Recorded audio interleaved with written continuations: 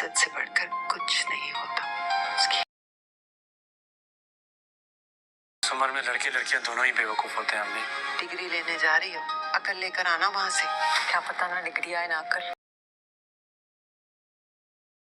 پیار کا بت بناتے ہیں اور پھر اسے پوجنا شروع کر دیتے ہیں،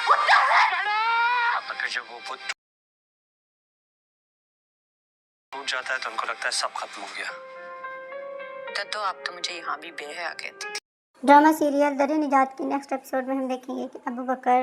دلاور کی بیٹی کو اس کے گھر چھوڑ آتا ہے بہت حفاظت کے ساتھ اور عزت کے ساتھ، کیونکہ وہ جانتا ہے کہ اگر وہ خود سے جائے گی تو شاید وہ اس کو بہت مارے گا اور اس کو ڈانٹے گا۔ اس وجہ سے وہ اس کو خود ساتھ چھوڑنے جاتا ہے اور اس کو سمجھاتا بھی ہے کہ وہ دوبارہ ایسی حرکت نہ کرے اور اپنے گھر سے کہیں پر بھی نہ جائے، اور اپنی ماں کو بھی بتاتا ہے کہ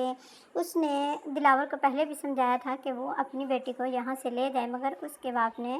اس کو وہاں پر ہی چھوڑ دیا تھا۔ اب اس میں اس کا کوئی قصور نہیں ہے، وہ اپنی مرضی سے یہاں پر آئی ہے، اس نے اسے نہیں بلایا، اب وہ اس کو واپس خود چھوڑ کر آئے گا۔ اس کو چھوڑنے تو وہ چلا جاتا ہے، مگر بعد میں جب اس کی ماں دیکھتی ہے کہ اس نے ڈائری رکھی ہوتی ہے جس میں دلاور کی اور اپنی تصویریں لگائی ہوتی ہیں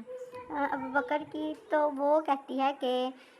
تمہیں اس سے شادی کر لینی چاہیے۔ وہ اپنے بیٹے کو کہتے ہیں مگر اس کا بیٹا اس کے لیے نہیں مانتا۔ دوسری طرف دریاب اور زامل ہاسٹن یونیورسٹی میں پڑھنے کے لیے جا رہے ہوتے ہیں اور وہاں پر رہائش کے لیے ان کو یہ مسئلہ ہوتا ہے کہ شاید وہاں پر انہیں کوئی پرابلم ہو، اس لیے زامل اور اپنے لیے دریاب جو ہے رہائش کے لیے ابو بکر سے رابطہ کرتی ہے کہ اگر اس کے وہاں پر فرینڈز ہیں تو وہ ان کے لیے کوئی انتظام کر دے۔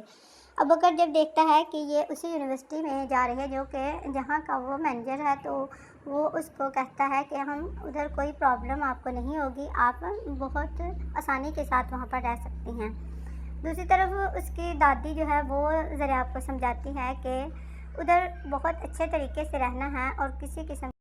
ہمیں شکایت کا کوئی موقع نہیں ملنا چاہیے۔ ابو بکر کے بارے میں وہ یہ نہیں جانتی کہ وہ اتنی اپروچ والا ہے، کیونکہ وہ اس کو ایک بہت ہی عام سا انسان سمجھتی ہے، مگر زامل اس کے بارے میں سب کچھ جان کر بہت احساس کمتری کا شکار ہو رہا ہوتا ہے اور وہ اس جیسا بننے کی کوشش کرتا ہے۔ اسی لیے وہ سب کو بتائے بغیر 7 دن کے لیے تبلیغ پر بھی چلا جاتا ہے، کیونکہ اس کی دادی کو